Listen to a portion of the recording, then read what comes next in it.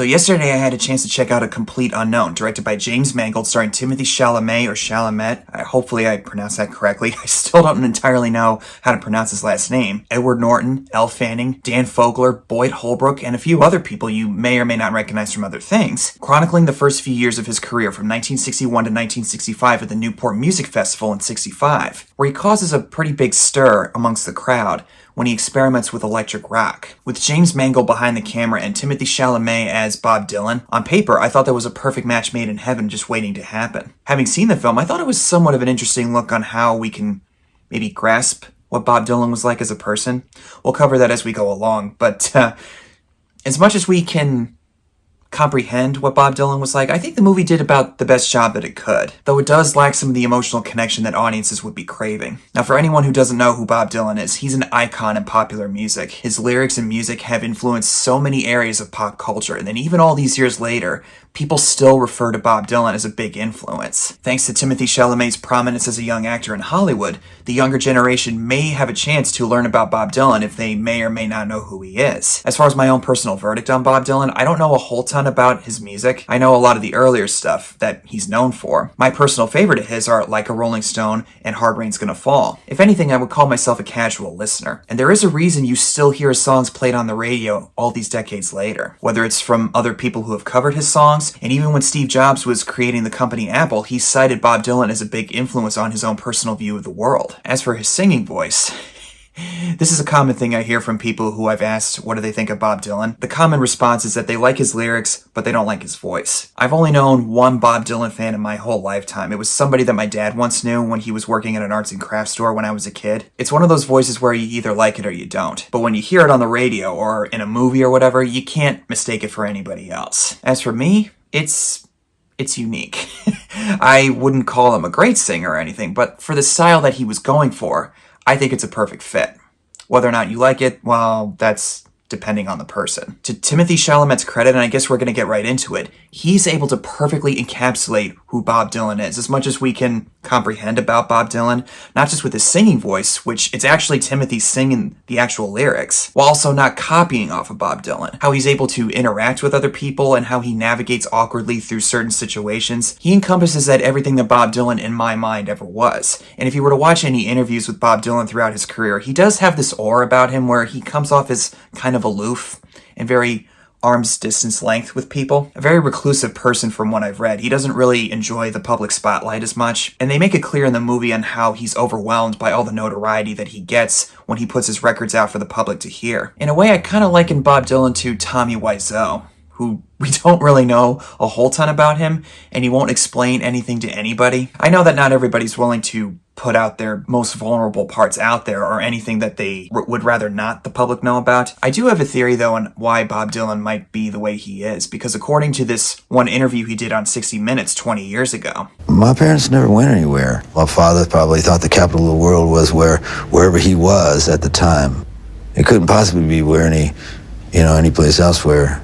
Obviously, Bob Dylan had a desire to go out into the world, but when you're raised by people who shelter you to a certain degree or don't take you out anywhere, I think that would inevitably start to feed into who you are as a person. And I think personality-wise, that may be why Bob Dylan comes off the way he does. I don't know, I'm probably just speculating. If any Bob Dylan fans out there are watching this, you could let me know down below in the comments. Everybody else in the cast is on point. Elle Fanning I really like as the girlfriend who goes along with Bob Dylan for the ride, but then eventually she realizes that she's not really willing to go on this long adventure with him. We don't really get a whole ton of focus with them, but I do like seeing some of the conflict and turmoil behind the eyes when she sees Bob and Joan Baez on stage together. They have a certain type of connection that she doesn't have with Bob. I'm just kind of guessing on that one, but that's the impression that I got while I was watching it. I like seeing Dan Fogler as the music executive or the music manager who wants Bob Dylan to go in a certain direction when he wants to do his own thing. Then Edward Norton as Pete Seeger plays a very key influence on Bob Dylan, who's a big icon in folk music, who was friends with Woody Guthrie at the time, played by Scoot McNairy in this film. It was actually nice to see Edward Norton in a movie again. I know he's probably done some other things in the last several years since Birdman. To see him play a character that wasn't such a jackass, that was actually kind of refreshing for me. Similar to Elle Fanning's character, he does experience some kind of resistance towards Bob Dylan's choices, musically anyway, when he wants to go into the rock sound, and he wants him to stay in the acoustic side because they feel that's where he really excels. They make it pretty clear earlier on in the film when he takes a ride with Pete Seeger. They hear Little Richard in the car, and he asks him, "Oh, you like Little Richard?" Well, I like a little bit of everything, Pete. That was a horrible Bob Dylan impression, but I tried. As for Joan Baez, played by Monica Barbaro, hopefully I got that name right, I do like seeing the somewhat tense relationship she has with Bob Dylan. To my knowledge, I think she's been pretty clear about the tense relationship between the two of them. Again, I wish they delved deeper into that, but I do kind of like seeing how she respects Bob Dylan, but at the same time kind of hates him because of how standoffish and aloof he is and how he doesn't really let anybody in. And there's also Boyd Holbrook, who plays Johnny Cash. And Boyd Holbrook, besides Timothy Chalamet, is the highlight of the entire thing. He shows up every once in a while throughout the film to provide some encouragement that Bob might need when he wants to experiment with electric rock. Even when everybody else is telling him not to. Don't worry about what anybody else says. You go out there and play it for yourself. I do wonder what it would have been like had they got Joaquin Phoenix to come back as Johnny Cash, because if you didn't know, James Mangold made a biopic about Johnny Cash almost 20 years ago called Walk the Line. A really great film, by the way. I haven't watched it in a while, though. Maybe I'll talk about it pretty soon. It's going to be 20 years old in 2025. Oh, jeez, I'm getting old.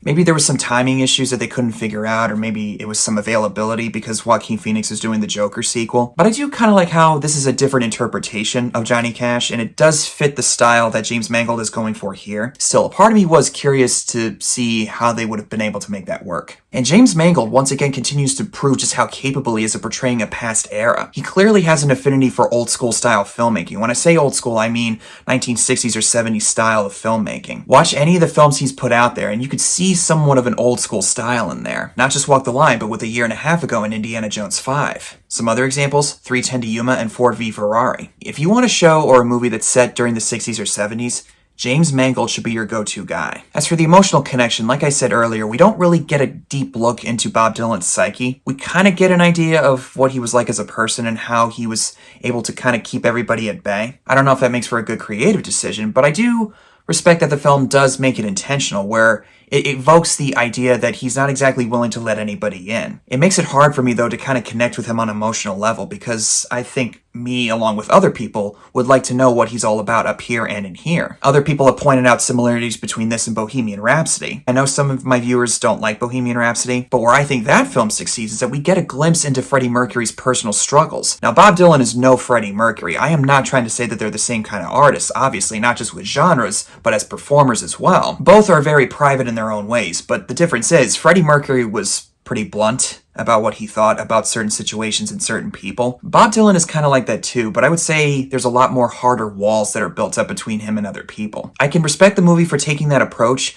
At the same time, though, I don't know if that was exactly a good creative decision. It's a conflicting opinion for me. I don't know if I'm making any sense. The biggest similarity that I took away from this to Bohemian Rhapsody is the finale, where he plays on stage at Newport Music Festival, finally experimenting with electric rock. There's a couple of scenes throughout the film that show the organizers of the event being very hesitant to have certain artists play a different sound at their festival because they wanted to be solely acoustic folk music and nothing else. Bob Dylan, being the experimental performer that he is, was very hell-bent on incorporating rock into his sound. And when he finally is able to do that, not only with the organizers of the festival, people in the crowd hate it. They don't hesitate to show just how disgusted they are, to the point where they start to throw paper wads and beer bottles at him while he's on stage. If you were to watch real-life footage from the Newport Music Festival at the time, you could hear audibly in the crowd people booing him as he's playing the electric guitar.